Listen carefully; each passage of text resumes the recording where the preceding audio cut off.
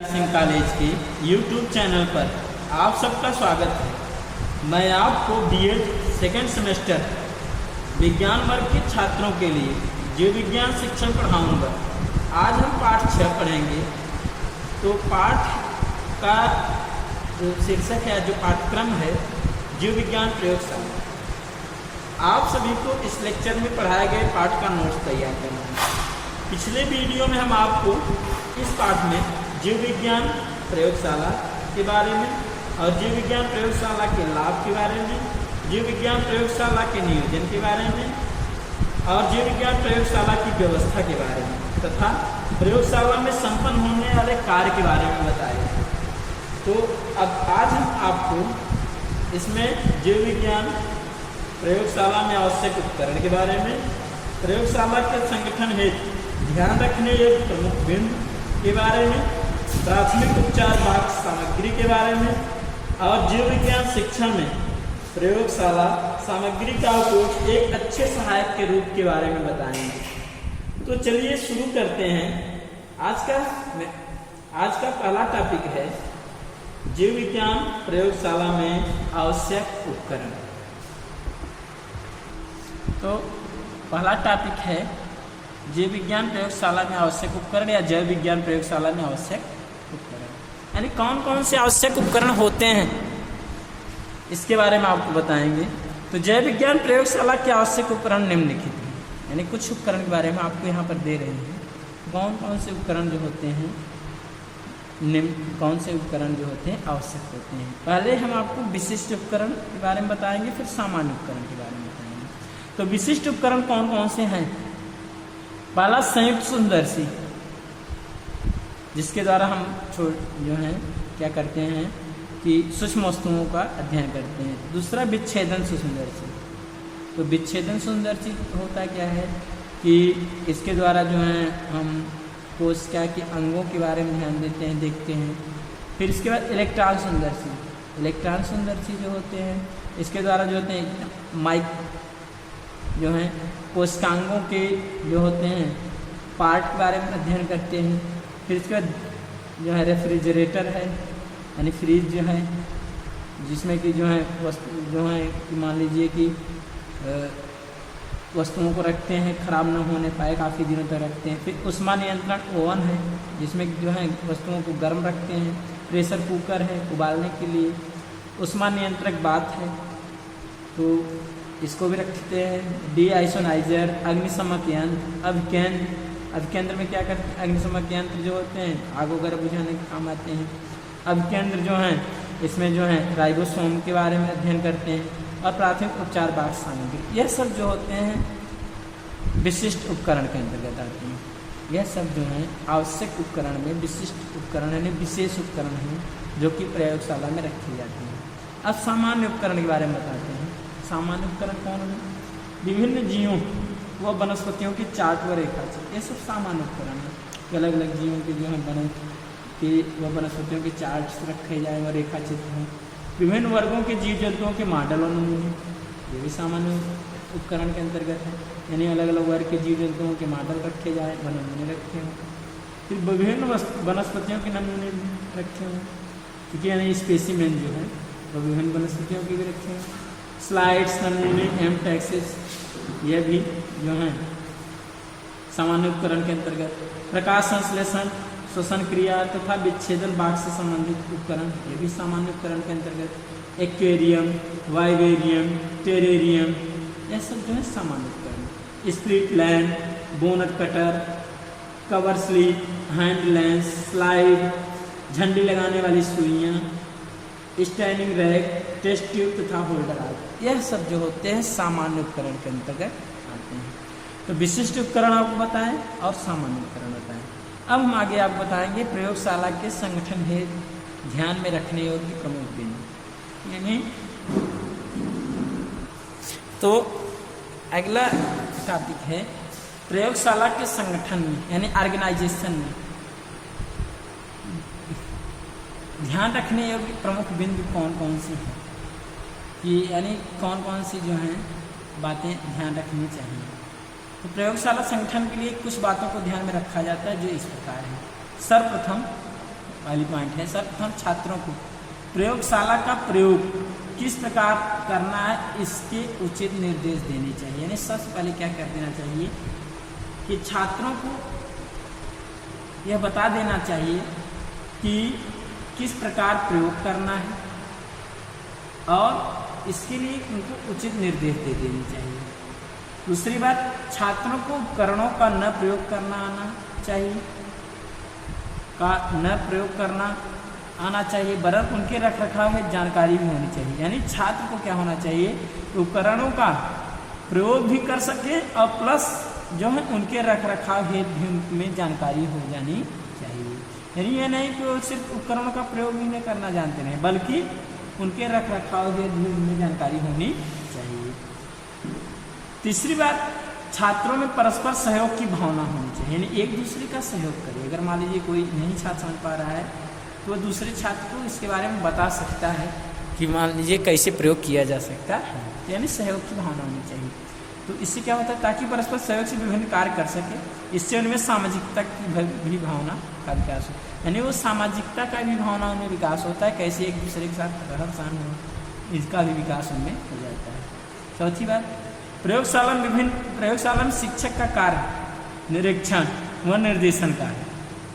जो प्रयोगशाला होती है इसमें शिक्षक का जो वर्क होते हैं उनका कार्य निरीक्षण होता है, यानी जांच करना होता है, वह निर्देशन करना है और उनको क्या करता है, डायरेक्शन देना है, इनको बताना होता है। इसलिए आवश्यक है कि समय समय पर शिक्षक विभिन्न उपकरणों का निरीक्षण करते रहें और कोई टूट फूट होने पर उसकी मरम्मत करा सके। तो यह भी जरूरी है प्रयोगशाला के संगठन में ध्यान रखने की बातों में कि शिक्षक क्या करे, विभिन्न उपकरणों का निरीक्षण भी करते रहे और टूट फूट होने पर उसकी मरम्मत भी कराते रहे। अगली पॉइंट है, प्रयोगशाला में स्वच्छता व्यवस्था पर भी बहुत ध्यान देना आवश्यक है। क्योंकि प्रयोगशाला में क्या होनी चाहिए, साफ सुथरा व्यवस्था भी होनी चाहिए, क्योंकि गंदगी से भी रोग उत्पन्न होते हैं, इसलिए स्वच्छता का भी विशेष ध्यान देनी चाहिए। छठवीं बात, पुराने व बेकार उपकरणों को बदलवाने हेतु विद्यालय के प्रबंधक व प्रधानाचार्य को सूचित कर देना चाहिए। इसमें होना क्या चाहिए कि जो पुराने और बेकार उपकरण हैं उनको बदलवाने हेतु हैं विद्यालय के प्रबंधक को भी सूचित कर देना चाहिए और प्रधानाचार्य को भी सूचित कर देना चाहिए। साथ ही में छात्रों की संख्या बढ़ने के साथ साथ उन्हीं के अनुपात में उपकरणों की व्यवस्था होनी। अगर छात्र की संख्या बढ़ रही है तो उनके अनुपात में जो कमी है उपकरण की, उस उपकरण की कमी को पूरा करके उनके अनुपात में ही व्यवस्था करवानी चाहिए। अगली बात, शिक्षक से यह अपेक्षा रखी जाती है, जो भी टीचर है या अध्यापक है, कि वह कक्षा में सभी बच्चों पर समान दृष्टि रखें। यानी एक समान रूप से सभी बच्चों पर ध्यान दे। जहाँ एक वो प्रतिभाशाली छात्र की योग्यता को सामने लाए, वहीं कम प्रतिभाशाली छात्र को आगे बढ़ने के लिए प्रोत्साहित करे। यानी कहने में से जो अगर प्रतिभाशाली छात्र हैं उनकी योग्यता के बारे में लोगों से बताए, और जो कम प्रतिभाशाली छात्र हैं उनको आगे बढ़ने के लिए प्रोत्साहित करें कि देखिए अगला छात्र बढ़ जा रहा है, आप भी कुछ करिए, उनके लिए वो प्रोत्साहित करता रहे। अब आगे बात करते हैं। तो अगली पॉइंट है प्रयोगशाला के संगठन में ध्यान रखने की बातें में 9वां बात कि शिक्षक का यह दायित्व है कि वह पूरे प्रयोग को व्यवस्थित रूप से एक बार करके छात्रों को दिखाए। यानी प्रयोगशाला के संगठन में जो भी ध्यान रखने वाली बात है उसमें 9वीं बात यह है कि अध्यापक का यह दायित्व होता है कि पूरे प्रयोग को एक बार जरूर छात्र को करके दिखा दे और उन्हें प्रेरित करे कि वह स्वयं करके देखें, और फिर छात्रों को यह भी प्रेरित करे कि वो स्वयं करें, ताकि तब परिणामों को अपनी कॉपी में नोट करें और प्रयोग करके स्वयं जो है प्रयोग करके और जो भी परिणाम प्राप्त करे, जो भी रिजल्ट उनको मिले अपनी कॉपी में नोट करें। दूसरी बात, प्रयोगशाला में कार्य करते समय शिक्षक को चाहिए कि वो प्रयोग संबंधी उनकी जिज्ञासाओं को शांत करता जाए। यानी जो भी प्रयोग संबंधी प्रश्न अगर छात्र के अंदर उठ रहे हैं तो उनकी जिज्ञासाओं को जो है शिक्षक को शांत कर देनी चाहिए, उनको सही से बतानी चाहिए। जहाँ तक संभव हो छात्रों को प्रश्न पूछने हेतु प्रोत्साहित करना चाहिए, और यह भी जो है उनको प्रोत्साहित करना चाहिए कि छात्र उनसे प्रश्न जो है पूछते रहें प्रयोग से संबंधित। आगे की बात है ये हमें छात्रों को चित्र बनाने की योग्यता भी प्रदान करना चाहिए। यानी छात्र जो है चित्र भी बना सके ऐसी योग्यता उन्हें प्रदान करनी चाहिए, जिस परीक्षा में वो स्लाइड व स्पेसिमन के मध्य अंतर को पहचान सके। यानी इससे क्या होता है, जिससे परीक्षा में वह क्या करे कि जिससे जो है छात्र क्या करे कि परीक्षा में स्लाइड के बारे में भी समझ सके, जो है यानी स्लाइड में भी अंतर कर सके और जो है स्पेसिमेन के बीच भी अंतर कर सके, स्लाइड और स्पेसिमेन के दोनों के बीच अंतर कर सके। अगली बात, प्रयोगशाला में रखे सभी उपकरणों, रसायनों, स्पेसिमेन व स्लाइड पर उनके नाम की चिट चिपकी होनी चाहिए। इससे होने को क्या होता है, अगर जो भी प्रयोगशाला में रखे गए जो भी उपकरण हैं, जो भी रसायन हैं, जो भी स्पेसिमेन है, नमूने हैं, जो भी स्लाइड्स बने हुए हैं, अमीबा, पैरामीशियम, लिनाके जो भी हैं, उनके नाम की चिट चिपकी होनी चाहिए, अन्यथा किसी भी असावधानी से दुर्घटना घटित हो सकती है। अगर रसायन वगैरह है, मान लीजिए और समझ नहीं आया तो कोई ऐसा रसायन है जो कि हानिकारक प्रभाव डाल सकता है, तो अगर चिट चिपकी रहेगी तो असावधानी से उठाएंगे या सावधानी से उस पर कार्य कर देंगे, यानी चिट जो है जरूर चिपकी होनी चाहिए। 13वीं बात, प्रयोगशाला में प्रत्येक सामग्री, उपकरण, वस्तुएं एक निश्चित स्थान रखनी चाहिए। ऐसा करने पर जो है दोबारा प्राप्त करने में समय की बचत होती है, यानी प्रयोगशाला में जो भी सामग्री है, उपकरण है, वस्तुएं एक निश्चित स्थान पर ही रखनी चाहिए। अगली बात, प्रयोगशाला में प्रत्येक सुंदरसी पर नंबरिंग होनी चाहिए, जितने भी सुंदरसी रहे उस पर नंबरिंग होनी चाहिए। अब कौन से नंबर की सुंदरसी किस छात्र को दिया जा रहा है वो भी नोट कर लेनी चाहिए।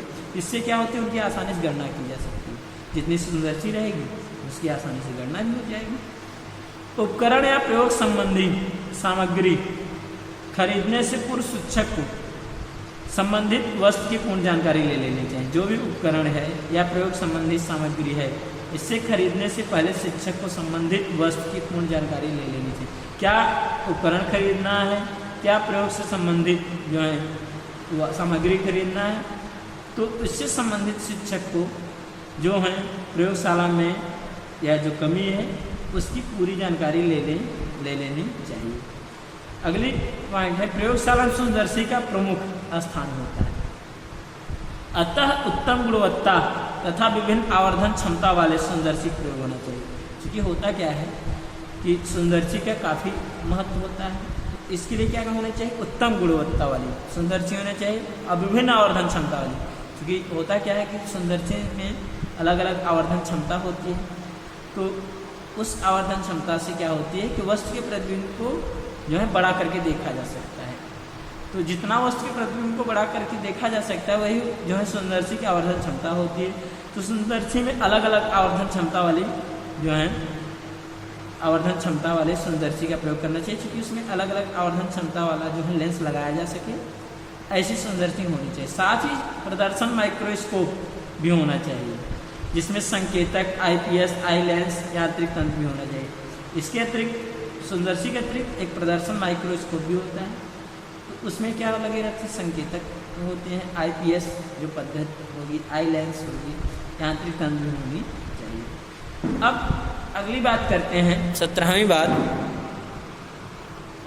प्रयोगशाला में संगठन हेतु ध्यान रखने की बातें में, यानी कौन कौन सी बातें जो है प्रयोगशाला के संगठन में या ऑर्गेनाइजेशन में ध्यान रखनी चाहिए।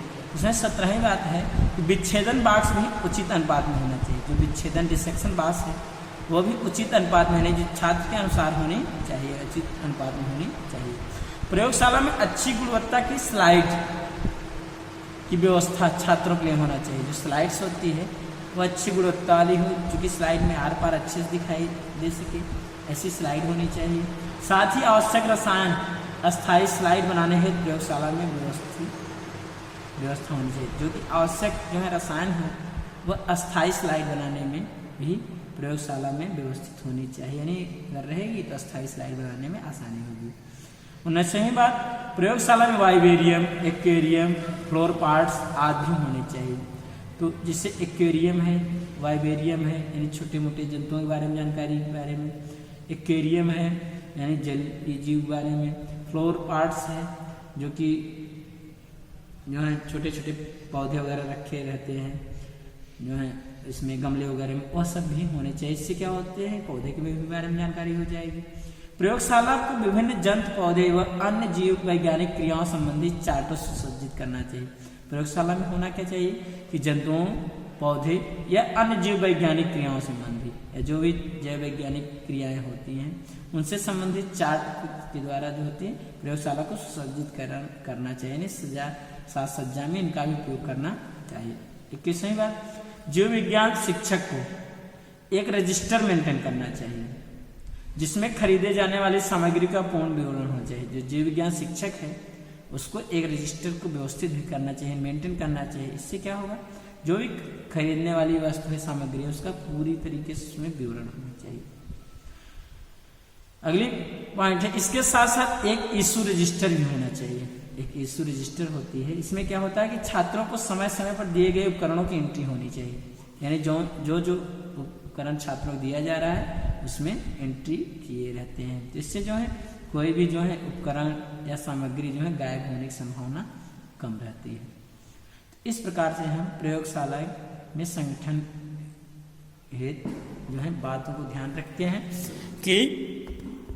कि प्रयोगशाला का संगठन हम किस प्रकार से करते हैं। अब आगे बात करते हैं प्राथमिक उपचार बॉक्स सामग्री के बारे में। तो प्राथमिक उपचार बॉक्स सामग्री है क्या, होता क्या है, जिसमें जो है उपचार से संबंधित, मान लीजिए कि अगर कोई दुर्घटना घट गई तो उस दुर्घटना से संबंधित कुछ जो है दवा वगैरह या कुछ जो है पट्टी वगैरह जो भी है उस उपचार बॉक्स में रखते हैं। एक किट होता है, उसी किट में रखा जाता है। तो कौन कौन सी सामग्री होनी चाहिए इसकी बात इसमें करते हैं। तो प्रयोगशाला में कभी कभी छोटी छोटी दुर्घटनाएं घट जाती है, अतः प्राथमिक चिकित्सा के लिए किट रखना आवश्यक होती है। तो जो प्राथमिक चिकित्सा के लिए बॉक्स रखते हैं, किट रखते हैं, वही प्राथमिक उपचार बॉक्स कहलाता है। तो इससे क्या होता है, डॉक्टर के पास पहुंचने से पहले घायल व्यक्ति को चिकित्सीय सुविधा प्रदान की जा सके। इससे क्या होता है कि जो भी घायल व्यक्ति है, मान लीजिए जो भी छोटी मोटी दुर्घटना घट गई, तो डॉक्टर के पहुंचने से पहले कुछ चिकित्सीय सुविधा भी प्रदान किया जा सकता है। तो प्राथमिक चिकित्सा के लिए जो बॉक्स रखा जाता है तो उसी को कहेंगे प्राथमिक उपचार बॉक्स। तो उसमें क्या होता है कि निम्न दवाइयाँ उसमें होनी चाहिए, यानी आपको उसमें बताएं कौन कौन सी दवाइयाँ इसके नीचे जो है बताएंगे। तो सभी दवाइयों पर उनके नाम लिखे होने चाहिए, जो भी दवाइयाँ हैं नाम भी लिखे होने चाहिए। प्राथमिक चिकित्सा बॉक्स में निम्न वस्तुएं होनी चाहिए। तो ये सब जो है निम्न वस्तुएं प्राथमिक चिकित्सा बॉक्स में होनी। तो पहला, अब इसमें हम आपको क्रमश बता दे रहे हैं कौन कौन सी प्राथमिक उपचार बॉक्स सामग्री होती है। बैंडेज, बोरिक पाउडर, डिटॉल, रुई, बर्नोल, कीटनाशक cream, glycerine, dropper, hydrogen peroxide, कैंची, टिंचर आयोडीन, टेनिक अम्ल, चिमटी, मैथिलीकृत स्प्रिट, चिकित्सीय थर्मामीटर, डिस्प्रिन, चम्मच, सोडियम बाइकार्बोनेट, छोटे आकार की ऊनी कंबल, प्रतिरोधात्मक बैंडेड टेप, आंख पर बांधने वाली गद्दीदार पैड, अधिकतर दुर्घटनाओं में काम आने वाली एंटीबायोटिक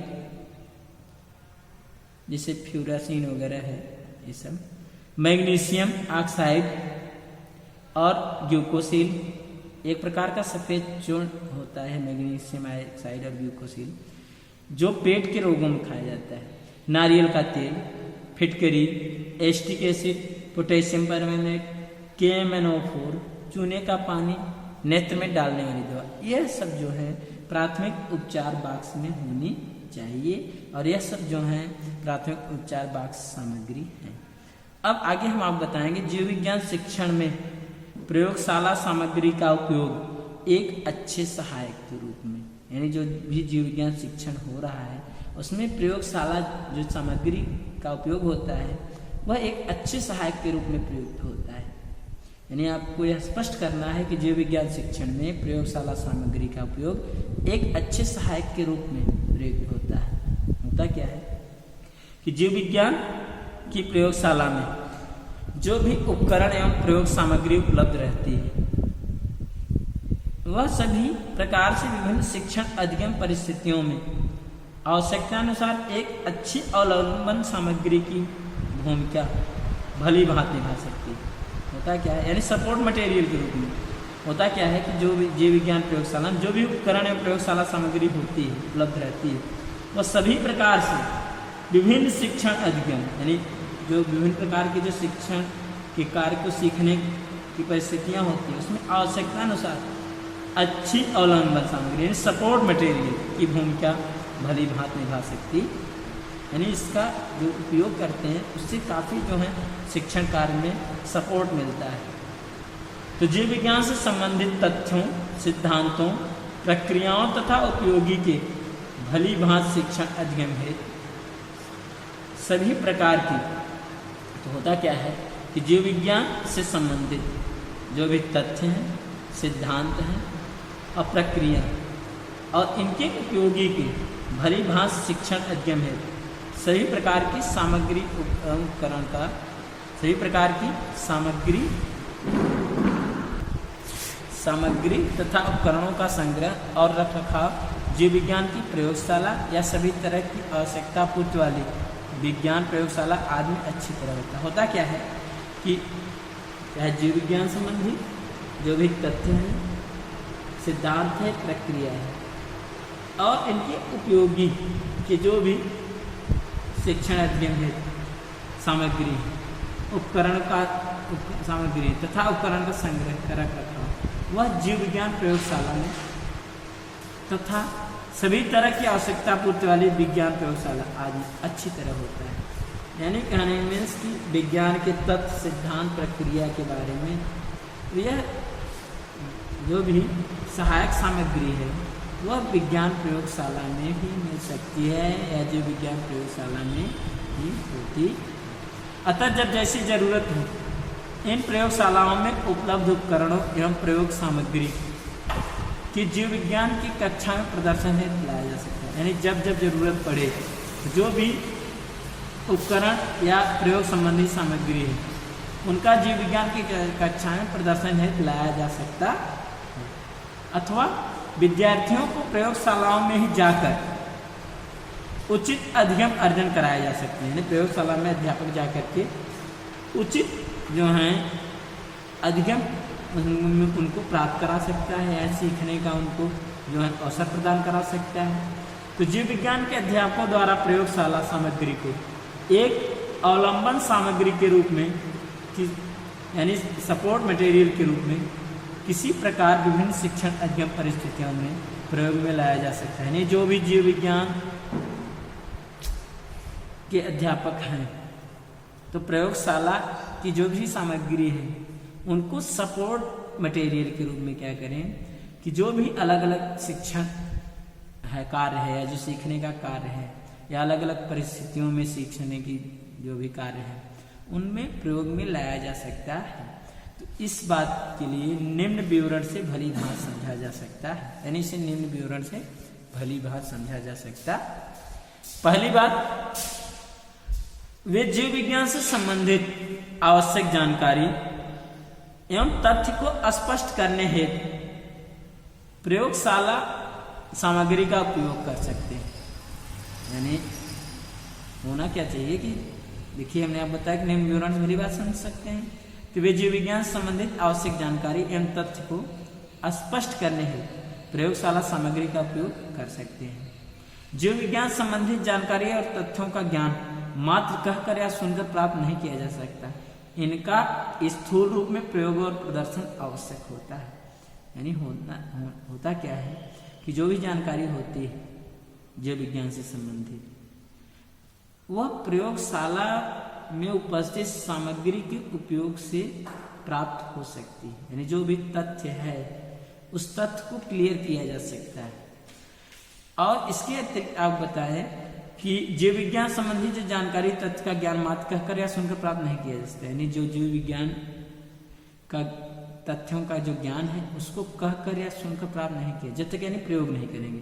यानी कहने में इनका जो भी स्थूल रूप में प्रयोग और प्रदर्शन आवश्यक होता है। यानी जब इनका स्थूल रूप से प्रयोग करेंगे और प्रदर्शन करेंगे तभी जो है पूर्ण रूपेण जो है उसके बारे में तथ्य के बारे में ज्ञान प्राप्त कर सकते हैं। ऐसी परिस्थिति में प्रयोगशाला सामग्री बहुत ही अच्छा सहायक और अवलंबन सामग्री के रूप में अध्यापक और विद्यार्थियों दोनों को ही शिक्षण अधिगम कार्य में पूरी सहायता कर सकती है। यानी अध्यापक के लिए भी और विद्यार्थी के लिए दोनों को ही शिक्षण अधिगम कार्य में पूरी सहायता प्रयोगशाला द्वारा ही संभव हो सकती। इस उपकरण से संबंधित सभी आवश्यक बातों को अच्छी तरह स्पष्ट कर सकता है। ये जो भी आवश्यक बातें हैं इसी उपकरण द्वारा जो होते हैं स्पष्ट किया जा सकता है। वह इन स्लाइडों को अच्छी तरह दिखाने में माइक्रो प्रोजेक्टर का उपयोग कर उन्हें उनके बृहद रूप में पर्दे प्रक्षेपित कर सकता है। तो जो भी है बातें यानी विज्ञान से संबंधित जो भी तथ्य है या जो विज्ञान से संबंधित जो तथ्य हैं, अब उन तथ्यों को मान लीजिए स्लाइड में भी बना करके भी दिखा सकता है प्रोजेक्टर के द्वारा, और उनको जो है प्रोजेक्टर के द्वारा बृहद रूप में दिखा करके जो है पर्दे पर उनको स्पष्ट रूप में समझा सकता है।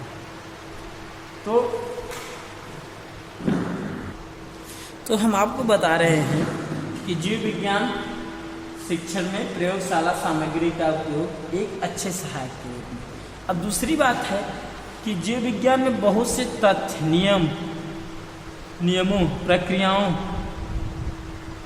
तथा उपयोगों से संबंधित बातों को अध्यापक द्वारा कक्षा में प्रदर्शन विधि से शिक्षण किया जा सकता है।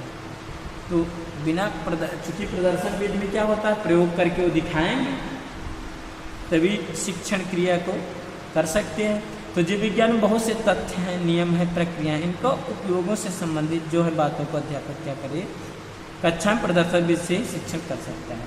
तो जीव विज्ञानों के शिक्षण की दृष्टि से व्याख्यान युक्त प्रदर्शन विधि एक अच्छी विधि मानी जाती है। होता क्या है कि जीव विज्ञान का जो शिक्षण की दृष्टि है उसमें व्याख्यान युक्त प्रदर्शन यानी व्याख्या देते हुए भी और प्रदर्शन भी करते रहे, तो उसको एक अच्छी विधि माना गया है। तो इस विधि की सफलता इस बात पर निर्भर है कि प्रदर्शित प्रयोगों, परीक्षणों एवं वस्तुओं का प्रदर्शन जो है प्रदर्शन स्तर प्रभाव उत्पादन यानी प्रभाव युक्त हो यानी उत्पादन युक्त हो। तो इसके लिए क्या कर सकते हैं कि प्रयोग करके भी दिखा सकते हैं, परीक्षण के द्वारा ही संभव हो सकता है। यह कार्य बिना साधन एवं सामग्री के नहीं हो सकता है। बिना साधन या उपकरण या सामग्री के संभव। ये साधन, उपकरण तथा प्रयोग सामग्री प्रयोगशाला में ही अच्छी तरह हर समय उपलब्ध रह सकते हैं। यह सब साधन या सामग्री कहाँ मिलेंगे, प्रयोगशाला में ही उपलब्ध होते हैं। अतः एक अध्यापक को इस प्रकार की प्रयोगशाला में ही अच्छी तरह हर समय उपलब्ध रह सकती है। अतः आप बताएं, एक अध्यापक को इस प्रकार की जो भी सामग्री है प्रयोगशाला में ही अच्छी तरह हर समय उपलब्ध रह सकती है। अतः एक अध्यापक को एक इस प्रकार की प्रयोगशाला सामग्री को अपने कक्षा कक्ष प्रदर्शन क्रियाओं में प्रयोग करने के पूरे प्रयास करने चाहिए। यानी एक अच्छे अध्यापक को क्या करना चाहिए, जो भी प्रयोगशाला में सामग्री है वह कक्षा में जो है प्रदर्शन क्रियाओं द्वारा प्रयुक्त करे और प्रयोग करने का पूरा प्रयास भी करता रहे। माना एक जीव विज्ञान का अध्यापक भोज्य सामग्री में मिलावट इस विषय पर शिक्षण कार्य कर रहा है, यानी भोज्य सामग्री मिलावट के विषय के शिक्षण पर कार्य कर रहा है, नहीं बता रहा है, तो उसे इसका अच्छी तरह शिक्षण करने हेतु विशेष अवलंबन सामग्री जिससे विभिन्न प्रणाली इसके लिए भोज्य सामग्री मिलावट के लिए वह कार्य कर रहा है, तो इसके लिए क्या करना चाहिए। अब इसके लिए विशेष जो है सपोर्टिंग मटेरियल जरूरत पड़ेगी, इससे विभिन्न प्रणालियाँ, टेस्ट ट्यूब, स्टैंड, क्लैंप, विभिन्न प्रकार के रसायन जिससे मिलावट का पता लगाने परीक्षण किया जा सके। यानी अब इन सब की जरूरत पड़ेगी, तो ये सब कहाँ मिलेंगे, प्रणाली, टेस्ट ट्यूब, स्टैंड, क्लैंप, ये सब कहाँ मिलेंगे, प्रयोगशाला में मिलेंगे। यानी प्रयोगशाला का जो है हमने आप बताया कि जीव विज्ञान शिक्षण प्रयोगशाला सामग्री का उपयोग एक अच्छे सहायक के रूप में होता है। यहाँ पर अच्छे सहायक के रूप में हो रहा है क्योंकि प्रयोगशाला में ही मिल सकता है। तो आज की जरूरत पड़ेगी और निसंदेह यह अवलंबन सामग्री उसे विद्यालय की विज्ञान प्रयोगशाला से ही उपलब्ध होगी। यानी यह सब जो भी सपोर्टिंग मटेरियल है वह उसे विज्ञान की प्रयोगशाला से ही मिल सकती है। आगे बात करते हैं। तो तीसरा पॉइंट है, आपको इसमें बता रहे हैं कि जीव विज्ञान शिक्षण में प्रयोगशाला सामग्री का उपयोग एक अच्छे सहायक के रूप में। तो तीसरी बात है, जीव विज्ञान अध्यापकों द्वारा प्रयोगशाला सामग्री का उपयोग अपने विद्यार्थियों के लिए क्रियात्मक यानी कार्य करने संबंधी एवं प्रयोगात्मक यानी प्रयोग संबंधी अनुभवों के समुचित अवसर प्रदान करने के लिए भी आवश्यक होता है। तो इसमें होता क्या है, जो भी जीव विज्ञान अध्यापक हैं वो क्या करते हैं, जो भी प्रयोगशाला में सामग्री है उनका उपयोग इसके लिए करें, विद्यार्थियों के लिए क्रियात्मक रूप से भी करें और प्रयोगात्मक रूप से भी करें। तो इसके लिए अनुभवों के समुचित अवसर भी प्रदान करता है कि उसके भी अनुभव प्राप्त करते हैं छात्र। तो विज्ञान का ज्ञान करो और सीखो सिद्धांतों का अनुसरण करके ही अच्छी तरह प्राप्त किया जा सकता है। जो विज्ञान के ज्ञान है वह करके ही, सीखने से ही, सिद्धांत का जब अनुसरण करने से ही प्राप्त किया जा सकता है, यानी करके ही सीखने से विज्ञान को प्राप्त किया जा सकता है। जो कुछ उन्होंने कक्षा में पढ़ा है और प्रदर्शन प्रयोगों के माध्यम से देखा है, यानी छात्र जो है कक्षा में पढ़े हैं उसे क्रियान्वित करने के अवसर भी उन्हें भली भांति मिलने चाहिए। तो यह अवसर कहाँ मिल सकता है, वह प्रयोगशाला में ही मिल सकता है। तो ये अवसर उन्हें स्वयं प्रयोग तथा परीक्षण करके ही मिल सकते हैं। जो छात्र ने पढ़ा है, कक्षा में पढ़ा है और प्रयोगों के माध्यम जो देखा है, यह उनको कहाँ अवसर मिलेगा, वह भी प्रयोग और परीक्षण करने पर ही मिलेगा, और वो भी कहाँ पर, प्रयोगशाला में। और यह कार्य बिना प्रयोगशाला परिस्थितियों, उपकरणों एवं सामग्री के नहीं हो सकता। अतः अपने इस रूप में प्रयोगशाला सामग्री एक बहुत ही आवश्यक अवलंबन सामग्री भूमिका निभाने का सामर्थ्य है। यानी इसके लिए जो होते हैं प्रयोगशाला जो है आवश्यक अवलंबन सामग्री यानी सपोर्टिंग मटेरियल की भूमिका निभाने में सामर्थ्य रखता है। यानी जीव विज्ञान शिक्षा में प्रयोगशाला सामग्री का उपयोग एक अच्छे सहायक के रूप में यहाँ पर प्रयुक्त हो रहा है। चौथी बात करते हैं, विज्ञान के तथ्यों, सिद्धांतों या प्रक्रियाओं का ज्ञान अपने आप में तब तक कोई महत्व नहीं होता जब तक कि उनकी व्यवहारिक उपयोगिता से परिचित नहीं हो जाए। यानी विज्ञान के जो भी तथ्य हैं, सिद्धांत हैं, जो भी क्रियाएं हैं, उनके ज्ञान का अपने आप में कोई महत्व तब तक नहीं होता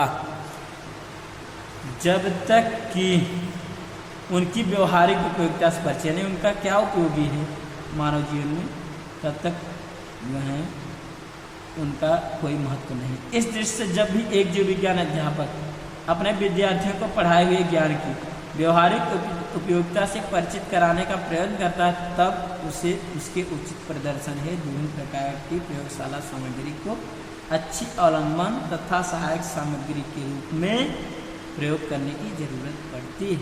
यानी कहने में यहाँ पर आप बताएं कि क्योंकि बिना व्यवहारिक के जो है कोई महत्व है नहीं, तो इसी दृष्टि से क्या हुआ कि जीव विज्ञान जो अध्यापक होता है, जो अपने विद्यार्थी को पढ़ाए हुए ज्ञान का व्यवहारिक उपयोगिता से परिचित कराने का प्रयत्न करता है, यानी कहने में उसको अपने जीवन में व्यवहारिक रूप से ढाल ले, तब उसके उचित प्रदर्शन है विभिन्न प्रकार की प्रयोगशाला सामग्री को अच्छी अवलंबन और सहायक सामग्री के रूप में प्रयोग करने की जरूरत पड़ती है।